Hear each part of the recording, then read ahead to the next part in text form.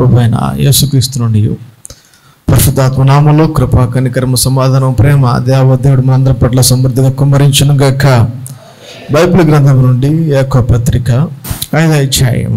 అందరు కలిసి మరొకసారి నాతో చెప్పాలని ప్రభు పేరట మనం చేస్తాను. ఏలియా మన వంటి స్వభావం గల మనుషుడే వర్షింపకుండానట్లు అతడు ఆసక్తితో ప్రార్థన చేయగా 3.5 సంవత్సరముల వరకు భూమి మీద వర్షింపలేదు.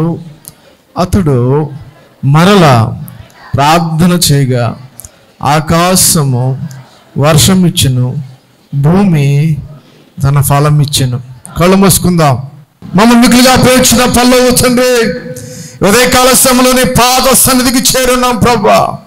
ఓ ప్రభు, నీ వాక్యాన్ని ఎత్తి పట్టుకున్నది ఆ తండ్రి కమ్మరించుండగా మా ప్రాణాత్మ దేహములను ఓ ప్రభునికి సమర్పించుకుంటుండగా ప్రభా, యేసే నాతో మాతో మాట్లాడండి.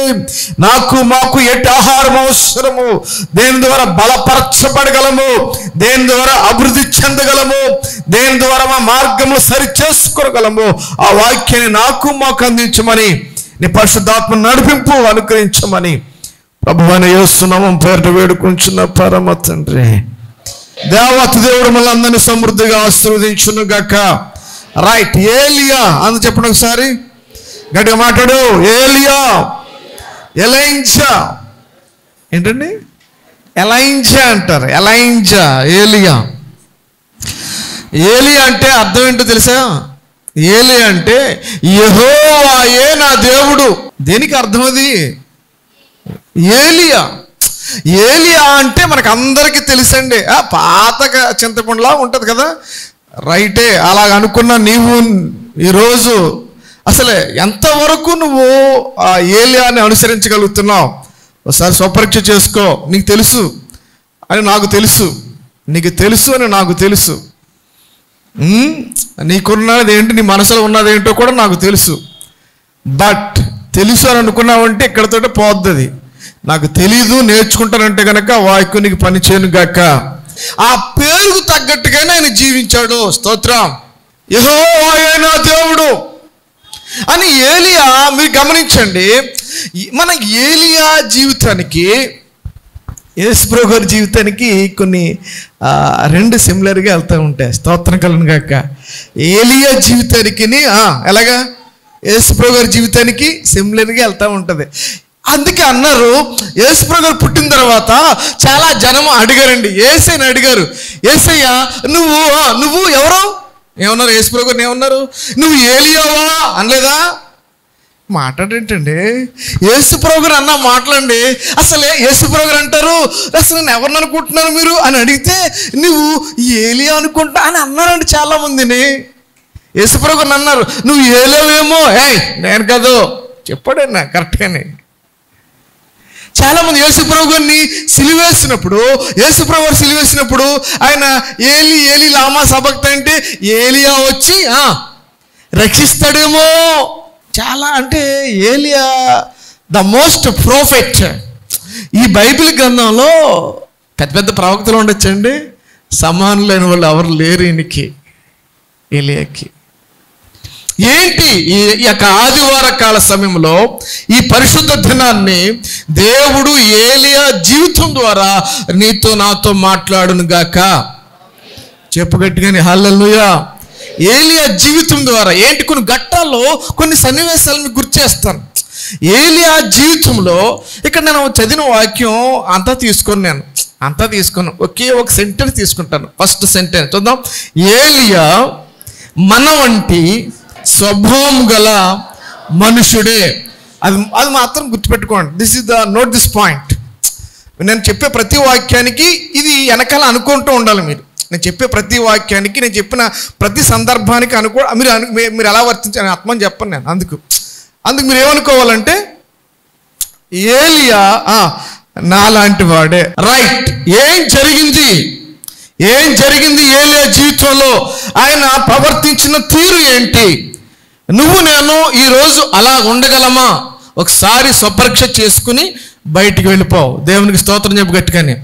కొన్ని ఘట్టాలు, చాలా ఘట్టాలు ఉన్నాయండి, చాలా అంచెలంచెలుగా. మొత్తం జీవిత చరిత్ర అంతా సుమారు 1 రోజులు స్టడీ చేశాను నేను. ఈ 1 రోజులు స్టడీ చేస్తూనే ఉన్నాను దీనికోసం. ఈయన జీవిత చరిత్ర ఫస్ట్ నుంచి లాస్ట్కి, లాస్ట్ నుంచి ఫస్ట్కి, ఫస్ట్ నుంచి లాస్ట్కి, లాస్ట్ నుంచి ఫస్ట్కి కొన్ని అద్భుతమైనటువంటి ఘట్టాలు ఆయన జీవిత చరిత్రలో ఉన్నాయి. నేను కొన్ని చెప్తాను సమయాన్ని బట్టి. రైట్, వచ్చేద్దాం. ఎక్కడికి వెళ్ళిపోవాలి ఇప్పుడు చెప్పండి? మొదటి రాజుల గ్రంథం వచ్చేయండి, 17వ అధ్యాయము. మొదటి రాజుల గ్రంథం కొన్ని ఘట్టాలు ఆయన గురించి నేను మీ ముందు పెడతాను, ఏం చేసాడు, ఎలా ప్రవర్తించాడు అన్నది. మొదటి రాజుల గ్రంథం 17వ అధ్యాయము మొదటి నుండి.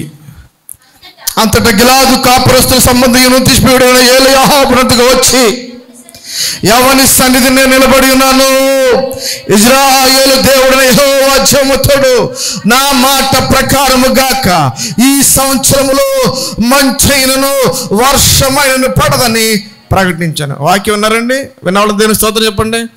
ఎవరు ఎవరితో ఏమని అనెను, ఎవరు ఎవరితో ఏమని అనెను.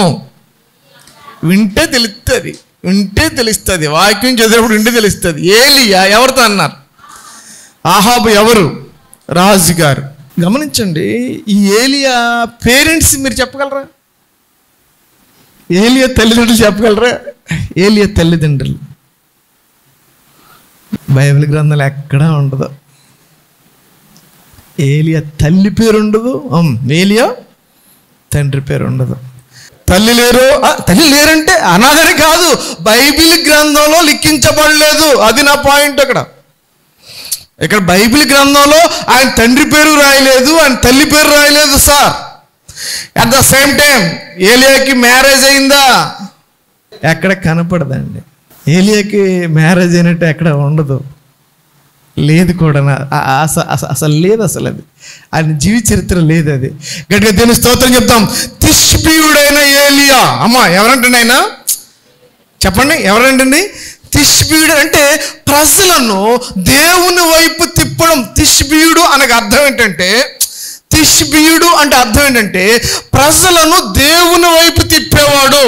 ఆయన పేరుకి అర్థం ఏంటంటే యెహోవా అయిన దేవుడు. ఏంటి సార్, ఈయన ఏం చేశాడు? ఇంత కలిగినటువంటి ఈయన ఒక రాజుగారి దగ్గరికి వచ్చి ఏం మాట్లాడుతున్నాడు? శుభవార్త మాట్లాడుతున్నాడా? అమ్మ శుభం చెప్తున్నాడా? అహాబు గారి దగ్గరికి వచ్చి, ఒక రాజుగారి దగ్గరికి వచ్చి, అయ్యా రాజుగారు నీ రాజ్యం విస్తరించబడుతుందంటే రాజుగారు ఎంతో సంతోషపడిపోయి బంగారం, అన్ని సింహాసనాలు, సన్మానాలు అన్నీ చేస్తారు. దేవునికి స్తోత్రం. ఒక రాజుగారి దగ్గరికి వచ్చి ఏమనాలి? ఎవరన్నా వచ్చి అబ్బా నీకు ఆశీర్వాదం కలుగును గాక ఇలాగ అనాలి, మాట్లాడితే నీ రాజుగారి దగ్గరికి వచ్చి నీ రాజ్యం బాగా విస్తరించబడుతుంది, నువ్వు బాగా అభివృద్ధి చెందుతావు, నీ సంతానం అభివృద్ధి పడుతుంది అంటే రాజుగారికి చాలా ఉత్సాహం వచ్చేస్తుంది. అలా అనలేదు. రాబోయే ఈ సంవత్సరాలలో ఏం కురదంట? వర్షమైనను మంచైనను పడదని ప్రకటించెను. ఇజ్రాయేలు దేవుడైన యెహోవా జీవముతోడు నా మాట ప్రకారము గాక ఈ సంవత్సరంలో మంచైనను వర్షమైనను పడదని ప్రకటించెను. అమ్మా నా ప్రశ్న, ఎంత దమ్ము ఉండాలి, ఎంత ధైర్యం ఉండాలి రాజుగారి దగ్గరికి వచ్చి, ఒక రాజుగారి దగ్గరికి వచ్చి అయ్యా ఏమని చెప్పాలి? రాజుగారి దగ్గరికి వచ్చి అమ్మా నువ్వు బాగుంటావు, అతను నీ రాజ్యం బాగుంటుంది, నీ పిల్లలు బాగుంటారు అని చెప్పాలి. అలా చెప్పలేదు. వర్షం కురవదు, మంచు పడదు.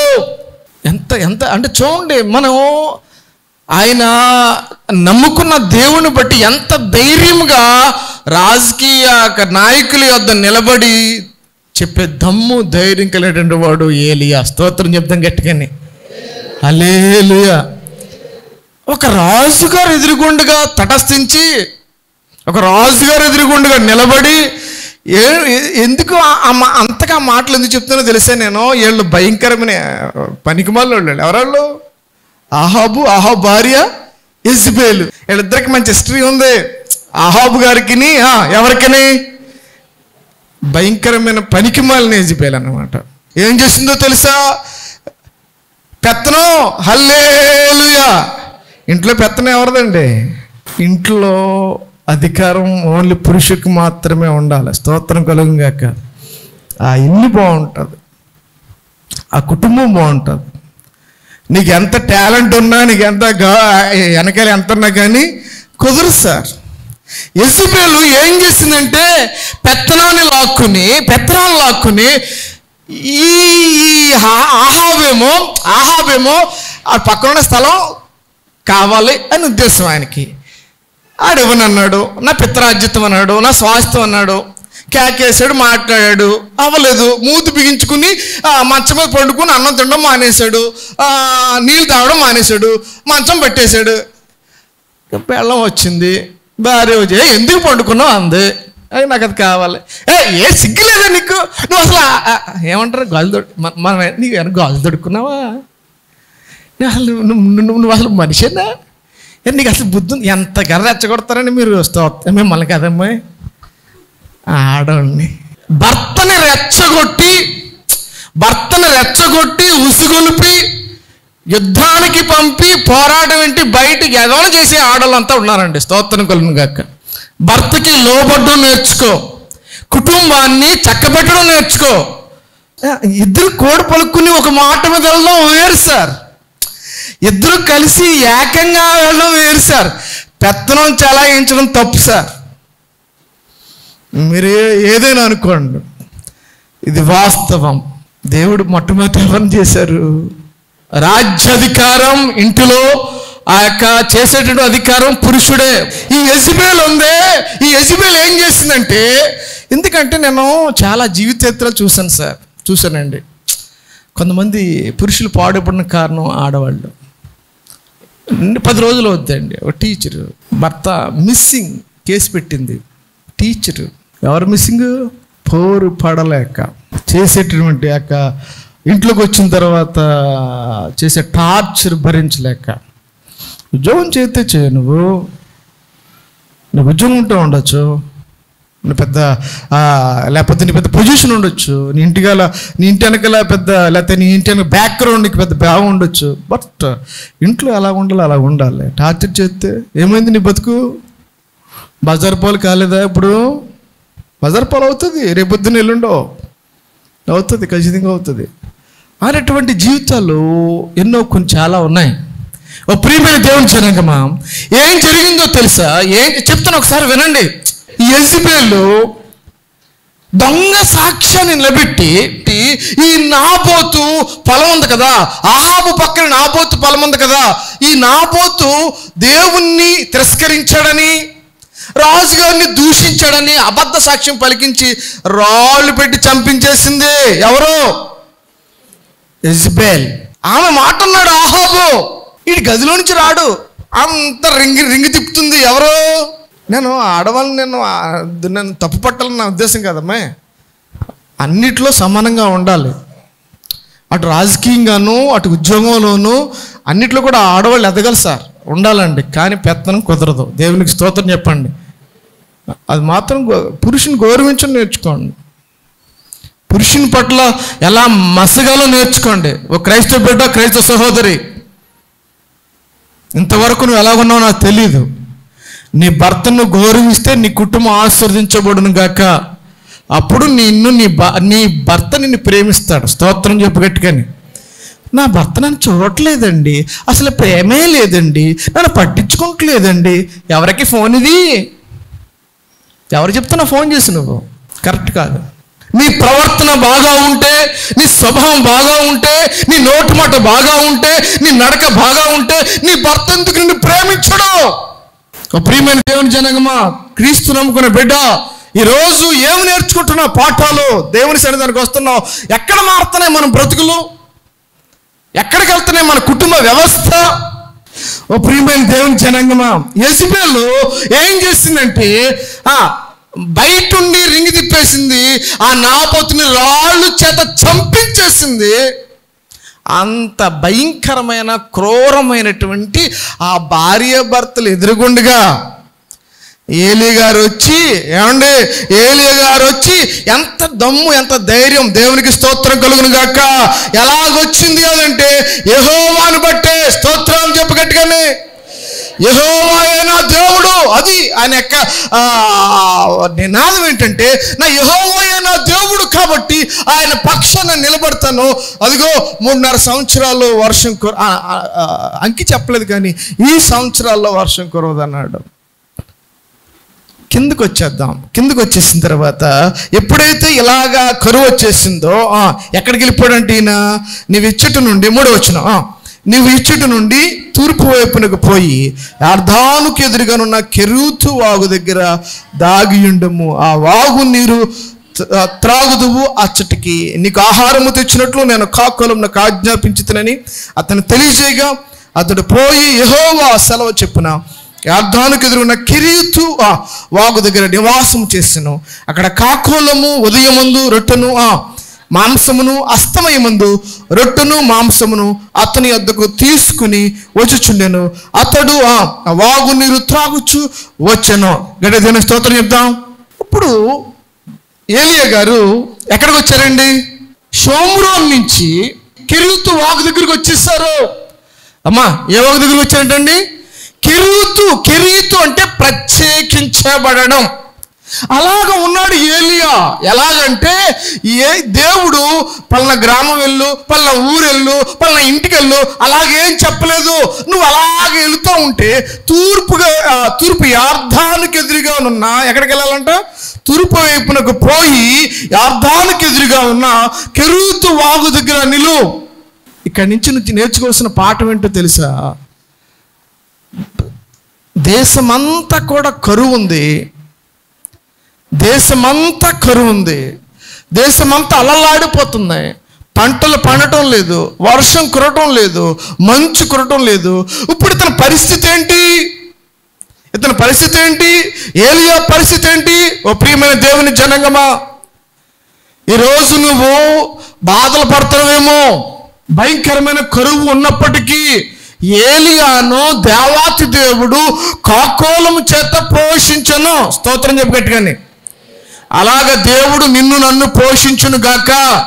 పరిస్థితులు నీకు అనుకూలంగా లేకపోయినా, పరిస్థితులు నీకు అననుకూలంగా ఉన్నా, నేర్చుకో ఈ పాఠాన్ని ఏలియా జీవితం నుంచి.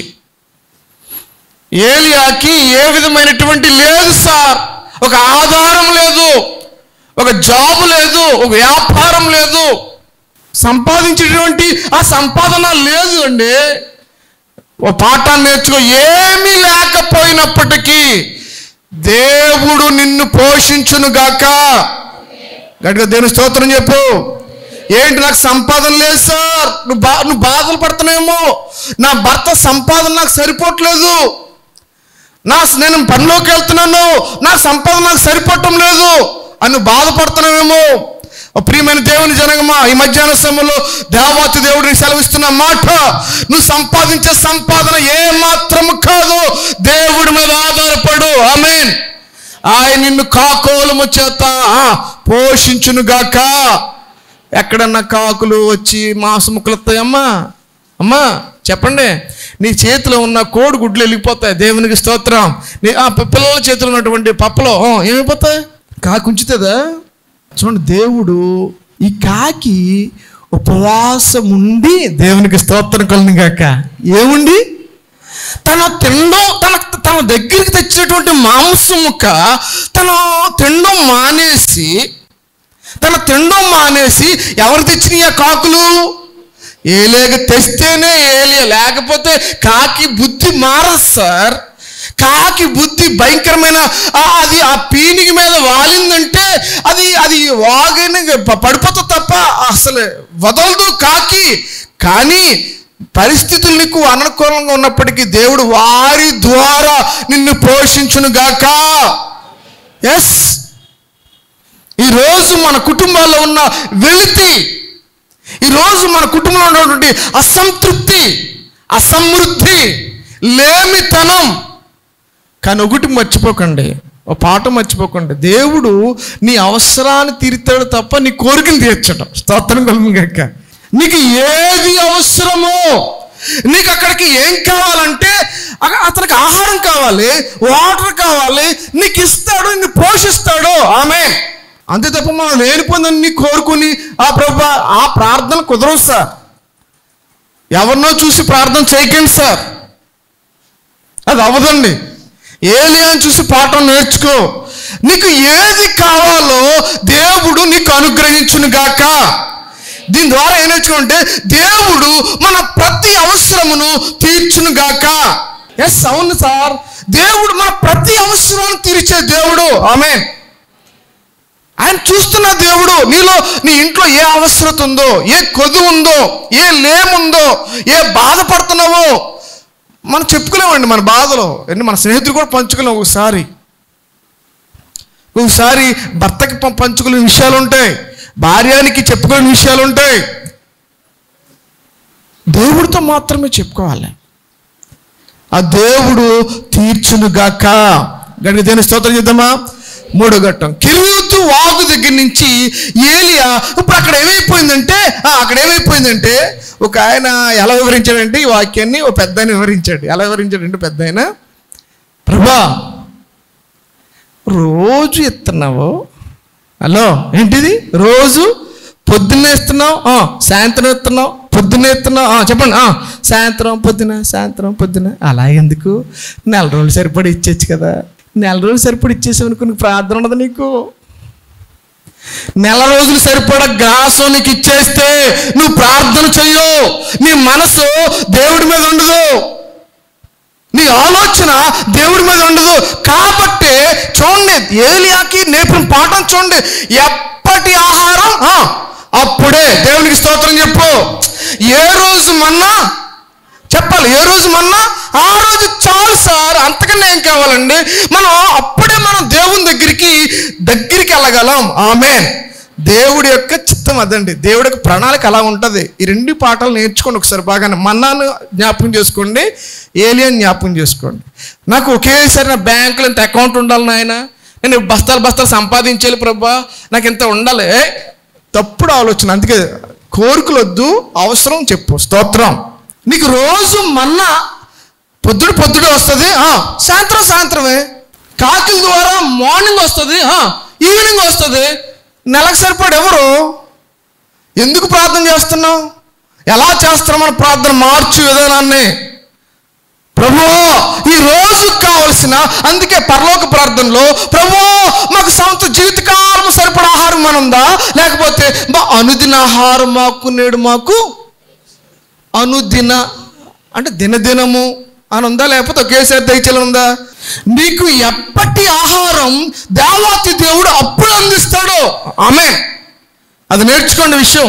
అది మన్నా అవనవండి, లేకపోతే కాకోలం ద్వారా ఏలియాకి ఇచ్చిన ఆహారం అవనవండి, ఏదేమైనప్పటికీ.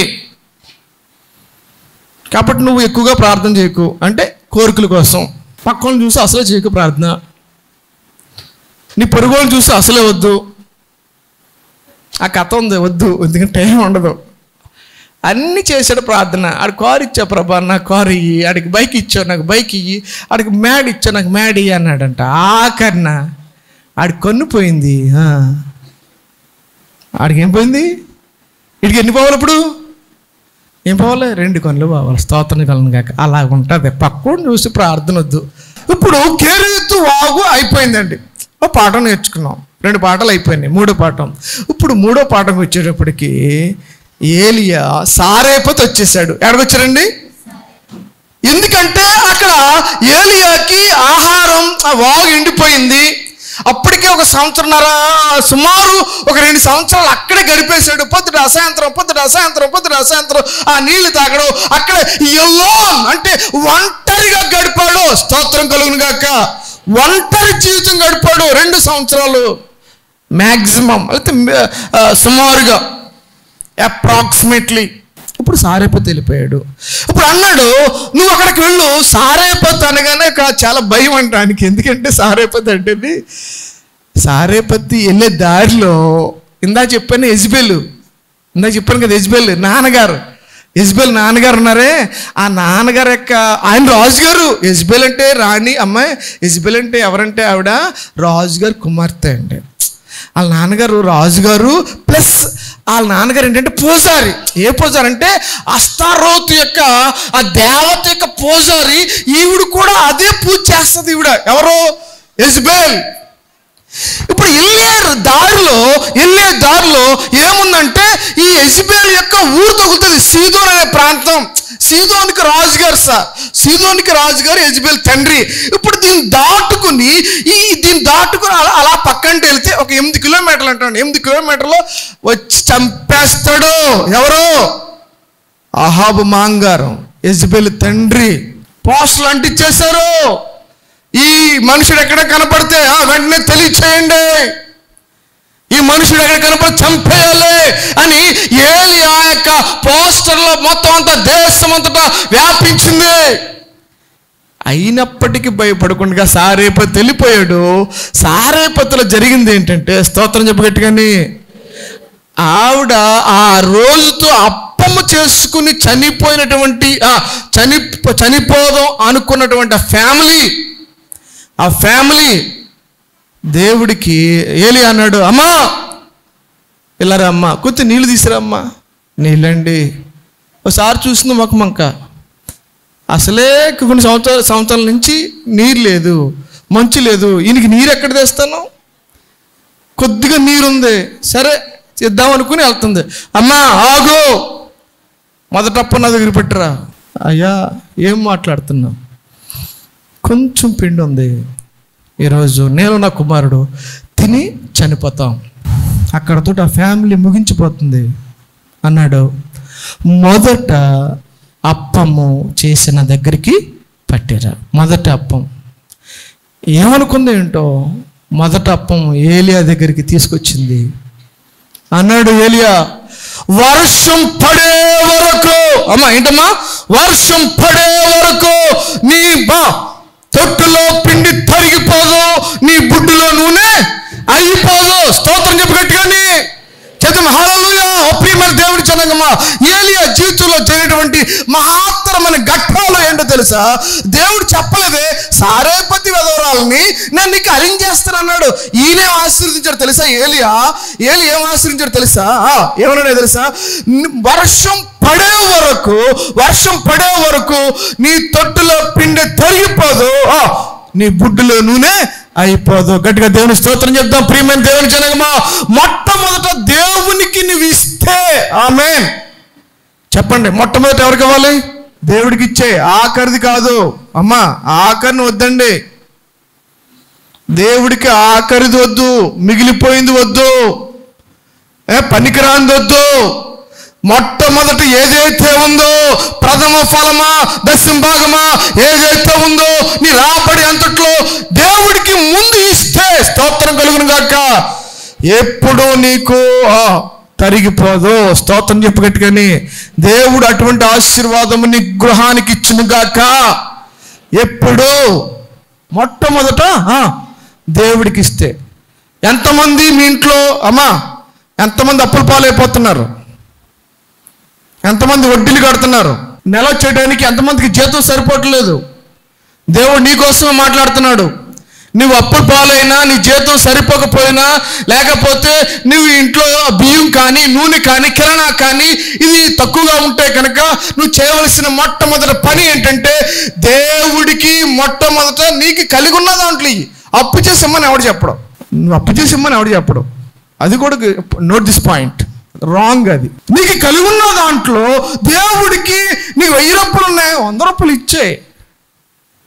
నీకు కలిగి ఉన్న దాంట్లో అది ఎప్పుడు అవ్వాలంటే అన్ని అయిన తర్వాత కాదు, మొట్టమొదట నువ్వు దేవుడికి ఇస్తే కనుక దేవుడు నీ కుటుంబాన్ని ఆశీర్వదించును గాక. అందుకే అన్నాను, ఏలియా మన వంటి రేస్ రైట్ సార్. ఏలియా నీకు లాంటోడనండి, నాకు లాంటోడనండి. ఒక వచనం, ఒక వాక్యం నోటంటా వచ్చింది, అది ఖచ్చితంగా జరిగి తీరింది. స్తోత్రం కలుగును గాక. అలా జరగాలి, అదే అర్థం. ఒక వాక్కు నోటంటా వచ్చింది, నోటంటాని అమ్మా తరిగిపోదు అంటే ప్రతిరోజు ఎప్పుడే ఇంటికి వచ్చేసాడు, ఏలియా గారు ఇంటికి వచ్చేసారు, ప్రతిరోజు పైన కట్టేశారు. ఏలియాకి మేడ మీద కట్టేసింది. ప్రతిరోజు అయ్యగారు రొట్టె, అయ్యగారు మాంసం, అయ్యగారు నీళ్ళు రోజు ఇస్తూ ఉంటే అకస్మాత్తుగా ఒక రోజు ఏమైంది? కొడుకు చెప్పాలి, కొడుకు ఏమైపోయాడు? కొడుకు చనిపోయాడు. ఏలియా జీవితంలో ఒక మహత్తరమైనటువంటి ఆశ్చర్యకరమైన మహా అద్భుతకరమైన చర్య ఏదైనా ఉందంటే ఇది స్టార్టింగ్ అండి సార్. ఇది ఇంతటి వరకు ఇప్పటి వరకు చనిపోయిన ఏ వ్యక్తి ఆది కాండం ఆదాము నుండి గమనించండి, ఆది కాండం ఆదాము నుండి ఏలియా వరకు చనిపోయినాడు ఎవడో బ్రతకలేదు. ఏలియా ఎప్పుడైతే తెలుసు ఏలియాకి చనిపోయిన ఎవరు బ్రతకరని తెలుసు. అబ్బా ఇది చాలా ఆశ్చర్యకరం సార్. ఏలియా జీవితంలో ఇంత అసలు ఆ ప్రార్థన ఎలా వచ్చింది అసలు ఏలియాకి? అసలు సాధ్యమైంది? ఎంతో మంది చనిపోతున్నారు, ఎంతో మంది ఏలియా ముందు ప్రవక్తలు ఉన్నారు, ఏలియా ముందు దేవుడితో మాట్లాడినటువంటి మహానుభావులు ఉన్నారు. అంతమంది ఉన్నప్పటికీ ఎవరు కూడా చనిపోయిన వాడిని బ్రతికించలేదు. ఏలియా ముమ్మారు ఆ బాలుడి మీద పండుకుని చూడండి ఆ ఏలి యొక్క స్వభావం ఏమిటో. బాలుడి మీద పండుకుని ముమ్మారు ఆ యొక్క బాలుడి మీద పడి ప్రార్థన చేస్తే కుమారుడు బ్రతికాడు. చప్పట్లు కొట్టి దేవుని స్తోత్రం చెప్పు. ఏలియా మనవంటి, కానీ ఏం చేశాడు? కుమారుణ్ణి ఇంతవరకు లేదు సార్. ఏలియా వరకు చనిపోయిన వాడు బైబిల్ చరిత్రలో లేదు. ఏలియా ప్రార్థన చేశాడు, చనిపోయిన కుమారుడు తిరిగి బ్రతికాడు. This is the first. దేవునికి స్తోత్రం చేద్దాం గట్టిగాని. చనిపోయిన బ్రతకడం అనేది లేదు సార్. Powerful prayer. అది సారేపతిలో దేవుడు చేసిన, ఏలియాకు చేసిన ఒక మంచి అద్భుతమైన కార్యం. స్తోత్రం చెప్తే గట్టిగాని. ప్రతి మాట అనకలు మీరు ఏమనుకోవాలి? ఏలియా చెప్పాలి, ఏలియా మన వంటి, కానీ ప్రార్థన చేస్తే చనిపోయిన కుమారుడు తిరిగి లేచాడు. ఏలియా మన వంటి స్వభావం కలవాడే.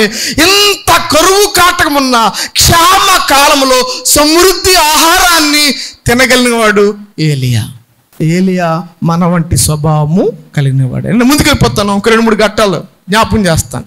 3:30 అయిపోయిందండి. 3:30 అయిపోయింది. ఇప్పుడు దేవుడు అంటాడు ఏలియాతోటి, ఏలియా ఇప్పుడు నువ్వేం చేస్తావంటే ఆహాబు దగ్గరికి వెళ్ళు. యెహోవా దేవుడును ఇద్దరు మాట్లాడుకుంటున్నారు. ఏలియా సార్ ఇప్పుడు నువ్వు ఎక్కడికెళ్ళాలి? ఆహాబు దగ్గరికి వెళ్తే ఊరుకుంటాడా? ఊరుకుంటాడా? ఊరంతానేమో పోస్టర్లు ఏం చేశాడా? మొత్తం అందరికి చెప్పేశాడా? ఎక్కడ కనపడినా సరే వధించేయాలి, చంపేయాలి అని చెప్పేసి మొత్తం తాకిది వెళ్ళిపోయినా. ఇప్పుడు డైరెక్ట్గా ఎవరైతే చంపాలో ఆ శత్రువు దగ్గరికి దేవుడు వెళ్ళమంటే స్తోత్రం కలుగును గాక. ఏ భయం లేకుండా ఆహాబు దగ్గరికి గుర్రం వేసుకుని వెళ్ళిపోయాడు. గడిగా దేవుని స్తోత్రం చెప్తామండి. ఆహాబు దగ్గరికి వెళ్ళిపోయిన తర్వాత దేవుడు ఏమన్నాడు చూడండి. అక్కడ నేను చాలా 4-5 సార్లు స్టడీ చేశాను. దేవుడు ఏం చెప్పాడంటే ఏలియాతోటి వర్షం పడుతుందని చెప్పడానికి పంపితే ఏలి ఏం చేయడు చూడు. ఏలి అలా చేయలేదు. వీళ్ళిద్దరికీ డిస్కషన్ వచ్చేసింది. ఎవరెవరికని? ఆహాబుకిని ఎవరికని డిస్కషన్ వచ్చేసింది. ఇజ్రాయేల్ని శ్రమ పెట్టేవాడు నువ్వు కదా అన్నాడు ఆహాబు. ఏం మాట్లాడుతున్నావు? ఇజ్రాయేల్ని శ్రమ పెట్టింది నేనా నువ్వా? వీళ్ళిద్దరికి వాగ్వాదం వచ్చింది. ఇద్దరికి ఆహాబుకిని. దేవుడు ఒకటి చెప్పమన్నాడు, కూడా ఒకటి జరుగుతుంది. ఇక్కడ వర్షం వచ్చేస్తుందయ్యా చెప్పు ఆహాబుతో వెళితే వీళ్ళిద్దరికి వచ్చిన డిస్కషన్ ఏంటంటే ఏమొచ్చిందంటే ఇజ్రాయేల్ని శ్రమ పెట్టేవాడు నువ్వు కాదా? నేనా నువ్వా? ఏలి అన్నాడు నేనా నువ్వా? నువ్వు దేవుని ఆజ్ఞను అతిక్రమించి దేవుని కట్టను తొలగించి బయలుదేవతను పూజించి నువ్వు శ్రమ పడుతున్నావా? నేను శ్రమ పడుతున్నా? ఏంటి మాట్లాడుతున్నావు? నేను బయలు పూజిస్తున్నాను. రైటే కాసుకో. చూడండి ఆ నోట్ అంటే ఏమొచ్చేసిందో. కాసుకో. బయలుదేవత అన్నా కదా, బయలుదేవత సంబంధించినటువంటి ఎంతమంది అయితే ప్రవక్తను కేకే నేను ఒక్కండే మీ బయలుదేవత ప్రవక్తలు ఎంతమంది ఉన్నారు? అష్టారోతు యొక్క ప్రవక్తలు ఎంతమంది ఉన్నారు? 450 ఏమో 400 మొత్తం 850 మంది అంతా ఒకటే. ఏలియా ఒకటే. యుద్ధం తెచ్చారు, తునాతునకలు చేశారు. పొద్దు నుంచి సాయంత్రం వరకు పూజలు చేస్తున్నారు, ప్రార్థన చేస్తున్నారు. 850 మంది. ఎంతమంది అండి? 850 మంది ప్రవక్తలు అండి. 400 ఏమో బయలు, 400 ఏమో అష్తారోత్.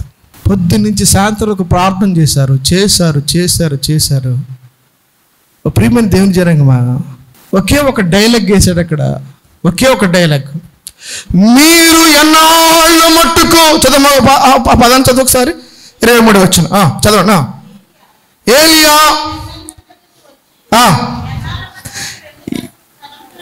ఎన్నాళ్ళ మట్టుకు 2 తలంపుల మధ్య తడబడుచుందురు. మరొకసారి, ఎన్నాళ్ళ మట్టుకు 2 తలంపుల మధ్య తడబడుచుందురు. యెహోవా దేవుడైతే యెహోవా నమ్ముకోండి, బయలు దేవుడైతే బయలు నమ్ముకోండి. గట్టిగా దేవుని స్తోత్రం చెప్పు. ఎంత వండర్ఫుల్ వర్డ్ వచ్చేసిందండి నోటంటానే. దేవుడు చెప్పింది కాదు సార్ అది. యెహోవా దేవుడైతే యెహోవా నమ్ముకో, బయలు దేవుడైతే బయలు నమ్ముకో. ఈరోజు అటువంటి వాళ్ళు ఇక్కడ లేరా? ఓ ప్రియమైన దేవుని జనాంగమా, ఏలి అంటున్నాడు యెహోవా దేవుడైతే యెహోవా నమ్ముకో, బయలు దేవుడైతే బయలు నమ్ముకో. రైట్, బయలు దేవుడైతే కనుక నీ దేవుడు వచ్చి ఈ కట్టెలు ఏం చేయాలి? దహించేయాలి. ప్రార్థన చేశారు 850 మంది చేశారు. సాయంత్రం వరకు ఏమీ లేదు. సాయంత్రం తర్వాత 12 రాళ్ళు తెచ్చాడు, బలిపీఠం కట్టాడు, ఎద్దును తెచ్చాడు, తునాతునకలు చేశాడు, 4 కందకాలు త్రవ్వించాడు, నీరు పోసాడు. చిన్న ప్రార్థన, 2 నిమిషాల ప్రార్థన. ఇజ్రాయేలు దేవా, యాకోబు దేవా, అబ్రహాము దేవా, ఇస్సాకు దేవా, ఇదిగో నాయనా నీవే ఈ కార్యం చేస్తావని నిన్ను ప్రార్థన చేస్తున్నా అనగానే, ప్రార్థన ఆమేన్ అని అనకుండానే అగ్ని వచ్చి దహించేసిందే. స్తోత్రం చెప్పు గట్టిగానే. చేతులెత్తి దేవుని స్తోత్రం చెప్పు. యెహోవా దేవుడా కాదా? చెప్పండి అమ్మా, మీరు చెప్పండి. వాళ్ళు వదిలేండి, మీరు చెప్పండి. యెహోవా దేవుడా కాదా? యెహోవాయే నిజమైన దేవుడు. చెప్పు ఒకసారి. యెహోవాయే నిజమైన దేవుడు, సజీవుడైన దేవుడు.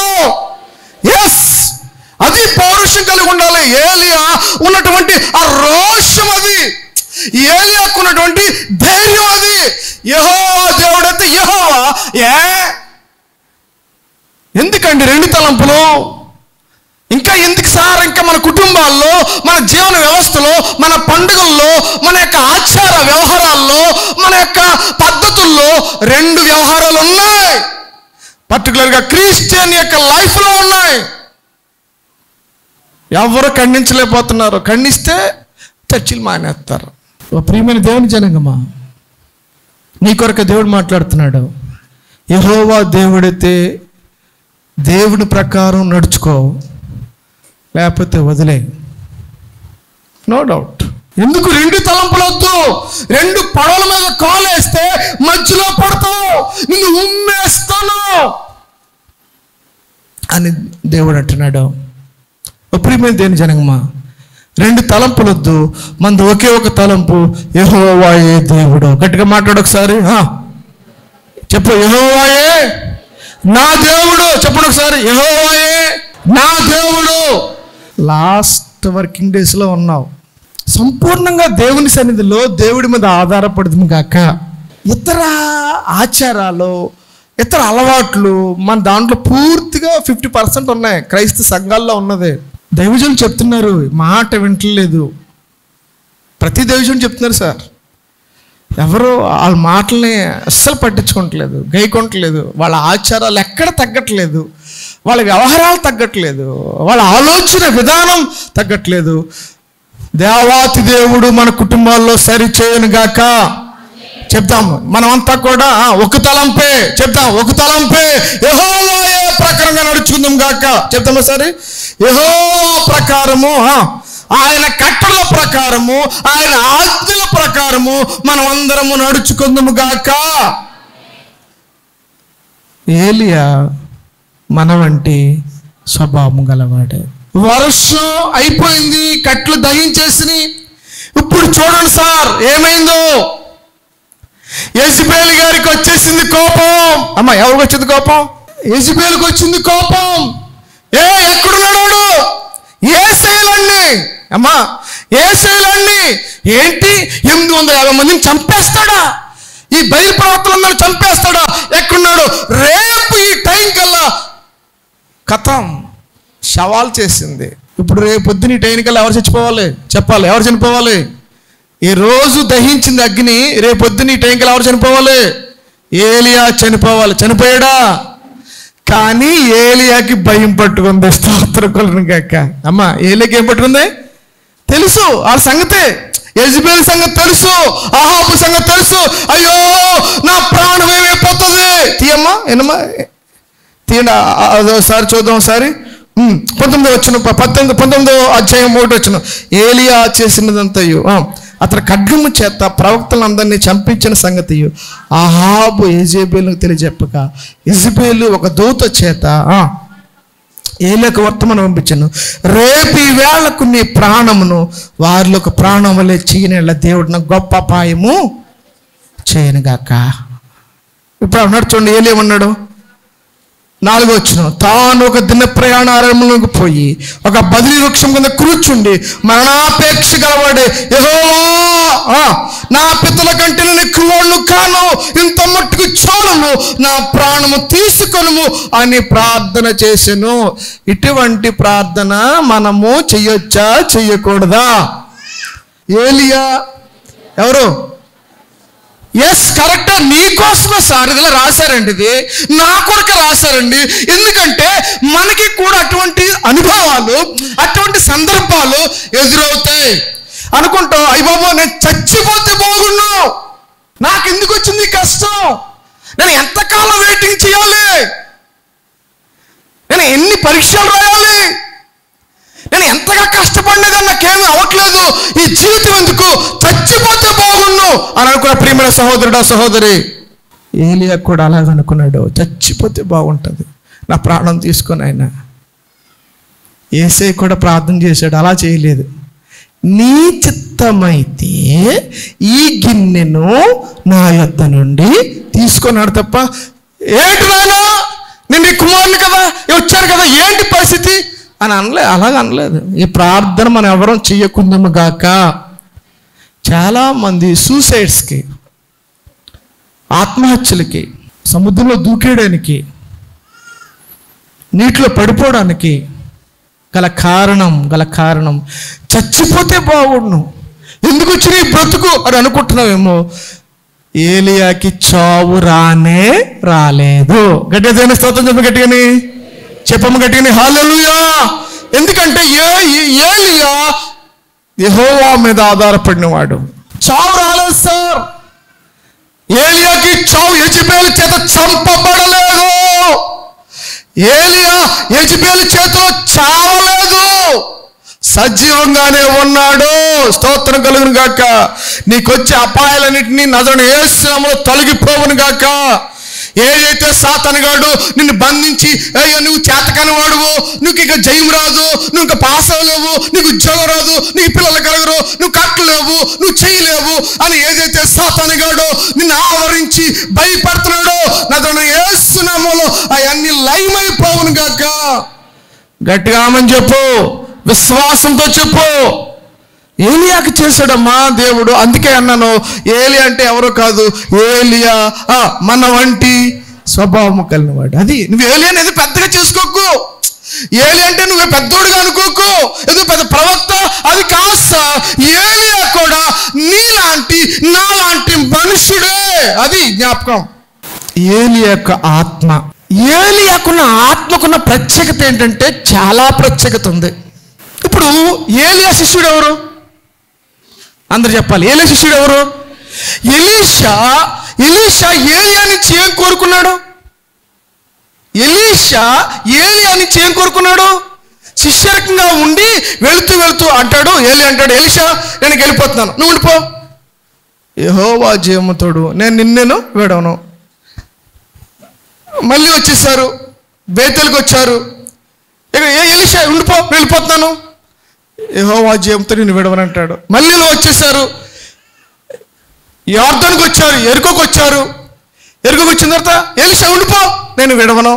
మళ్ళీ ఎరుకోకు ముందు వచ్చారు, ఎరుకో తర్వాత యొర్దానుకు వచ్చారండి. దుప్పటి వేసాడు, అలా విడిపోయింది. అడుగుతున్నాడు, నీకేం కావాలి? నీకేం కావాలి? ఎలీషా అడుగుతున్నాడు, నీకు కలిగినటువంటి ఆత్మలో 2 పాళ్ళు నాకు దయచేయి. ఈరోజు ఏలియా జీవితాన్ని గురించి వింటున్నా నువ్వు నేను ఈ ప్రార్థన చేయకపోతే వ్యర్థం. యేసయ్యా, ఏలియాకి ఇచ్చిన ఆత్మలో కనీసం 1 పాలైనా నాకు దయచేయి నాయనా అని ప్రార్థన చేయగలవా? చెప్పు, దేవుని స్తోత్రం చెప్పు ఒకసారి. చెయ్యి, అలా చెయ్యి. ఎలీషా అదే చేశాడు సార్. ఎలీషా ఏం చేశాడంటే, అతను కూడా ఆ గురువు గారు కూడా వెంబడించేటువంటి ఎలీషా ఏం కోరుకున్నాడంటే, నాకు ధనధాన్యాలు లేకపోతే అది ఇది ఏమి కోరుకోలేదు. ఏలియా గారు అడుగుతున్నాడు, నీకు కలిగినటువంటి ఆ ఆత్మలో ఒక 2 పాళ్ళు నాకు చాలు, 2 పాళ్ళు చాలు, అంత వద్దు, 2 పాళ్ళు చాలు. ఏలియా అన్నాడు, చాలా కష్టంగా అడిగావు, చాలా కష్టం అడిగావు. ఇదే ఆత్మ ఎవరు కలిగి ఉన్నారు చెప్పండి బైబిల్లో? ఏలియా ఆత్మ కలిగిన వాళ్ళు ఎవరు? కొత్త నిబంధనలో యేసు ప్రభు గారు అంటారు. ఎవరి కోసం? తీయండి ఒకసారి లోక సువార్త. ఏలియా ఆత్మకు ఉన్నటువంటి ప్రాముఖ్యత ఒకసారి చూపించి ముగిస్తాను. లోక సువార్త 1వ అధ్యాయం, లోక సువార్త 1వ అధ్యాయం 17 వచ్చిన చూడు, 17 వచ్చును. లోక 1:17. మరియు అతడు తండ్రుల హృదయం పిల్లల తట్టునకును అవిధేయులను నీతిమంతుల జ్ఞానం అనుసరించడం తిప్పి ప్రభు కొరకు ఆయత్తపడి ఉన్న ప్రజలను సిద్ధపరచుటకై ఏలియా యొక్క ఆత్మయు శక్తియు గలవాడై ఆయనకు ముందుగా వెళ్ళును గనుక నీకు సంతోషం మహానందమును కలుగును. ఎవరికన్నది?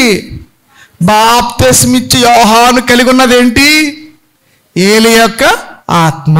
దేవుని స్తోత్రం చెప్పేట్టు. కానీ అంత బలమైన ఆత్మది. ఏలియా యొక్క ఆత్మ ఎప్పుడైతే కలిగి ఉన్నాడో ఎలీషా, ఏలియా ఒక 5-6 అద్భుతాలు చేశాడు, కానీ ఎలీషా 12 అద్భుతాలు చేశాడు. దేవునికి స్తోత్రం కలుగును గాక. చూడండి ఎంత గ్రేట్ అది. ఏలియా చేసిన అద్భుతాలు తక్కువ, ఎలీషా చేసిన అద్భుతాలు ఎక్కువ. ఎక్కడి నుంచి వచ్చింది అది? ఏలియా యొక్క ఆత్మను అడిగాడు, ఎలీషా ఆత్మను అడిగాడు, పొందుకున్నాడు. గట్టిగా దేవుని స్తోత్రం చెప్తావా? ఎంతమంది ఆత్మను కోరుకుంటున్నారు? పరిశుద్ధాత్మ ప్రభువా నీ ఆత్మను అనుగ్రహించు నాయనా అని ప్రార్థన చేయగలవా? ఈ మధ్యాహ్న సాయం ముందు యేసు ప్రభు వెళ్తే అంటున్నారు, అయ్యో మీరు ఇక్కడే నిలవండి, మీరు ఎక్కడికి వెళ్ళదు, యెరూషలేములో ఉండండి, నా ఆత్మ మీ మీదకి వచ్చే వరకు మీరు కదలొద్దు అన్నాడు శిష్యులతోటి. ఆ విధంగా శిష్యులు అలా కనిపెట్టారు, పరిశుద్ధాత్మను పొందుకున్నారు. గట్టిగా దేవుని స్తోత్రం చెప్దామండి. ఆత్మ లేనివాడు చెప్పాలి, ఆత్మ లేనివాడు అది. ఇక్కడికి నువ్వు ఎంతకాలం చూస్తున్నావు నాకు తెలియదు.